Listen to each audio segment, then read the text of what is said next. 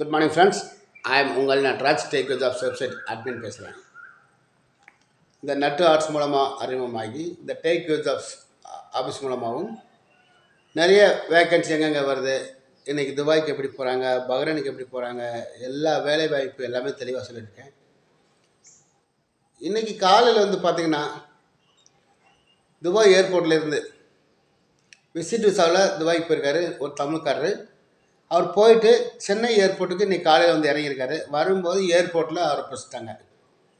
என்ன ரீசன் பார்த்தீங்கன்னா, அவர் ரெகுலராக இதே வேலையாக தான் பண்ணிகிட்ருக்கார் போல். விசிட் விசாவில் துபாய்க்கு போகிறது, துபாய் கொஞ்சம் சுற்றி பார்க்க வேண்டியது, அங்கேருந்து கொஞ்சம் போல் ஜாமான் எல்லாமே கொண்டு கொடுக்குற ஜாமானை இந்தியாவுக்கு சேல் பண்ணிடுது. அப்போ பார்த்திங்கன்னா விசிட் விசாவில் போனவர் துபாய் நல்லா சுற்றி பார்த்துட்டாரு. அங்கேருந்து ரிட்டர்ன் வரும்போது பார்த்திங்கன்னா ஒரு காஃபி மேக்கர் கொண்டு வந்திருக்காரு. நம்ம காஃபி போடுற மிஷின் கொண்டு வந்திருக்காரு.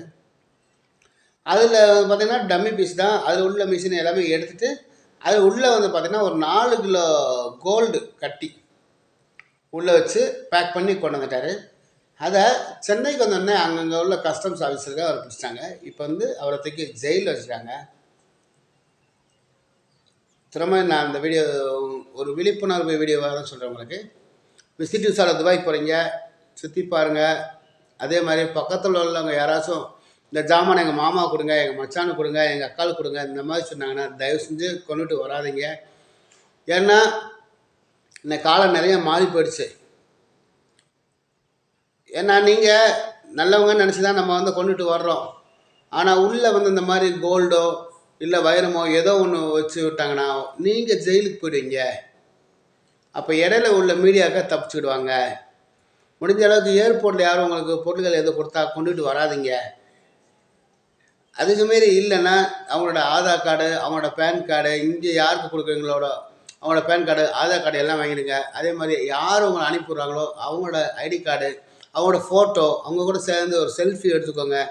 எல்லாம் பண்ணுங்கள். அதுக்குலாம் யாரும் ஒத்துக்கிட மாட்டாங்க.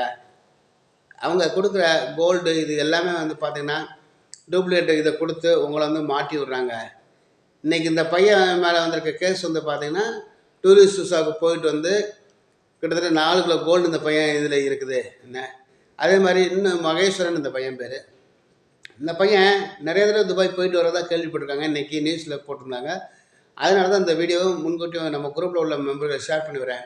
விசிட் விசாவாக இருக்கட்டும், இல்லை எம்ப்ளாய்மெண்ட் விசாவாக இருக்கட்டும், தயவு செஞ்சு வெளிநாடு போயிட்டு வரும்போது ஏர்போர்ட்டில் இருந்து சார் லக்கேஜ் அதிகமாக இருக்குது, இந்த லக்கேஜை கொண்டு போய் கொடுத்துருங்க, இல்லை இந்த ஃபோனை கொண்டு போய் கொடுங்க சொன்னாங்கன்னா தயவு செஞ்சு வாங்காதீங்க. ஏன்னா பெரிய பெரிய பிரச்சனைகள்லாம் இன்றைக்கி வந்துட்டு இருக்குது. இந்த வீடியோவை முடிந்தளவுக்கு தமிழ் நண்பர்களுக்கு ஷேர் பண்ணி விடுங்க. நான் மீண்டும் வருகிறேன். வணக்கம். பை.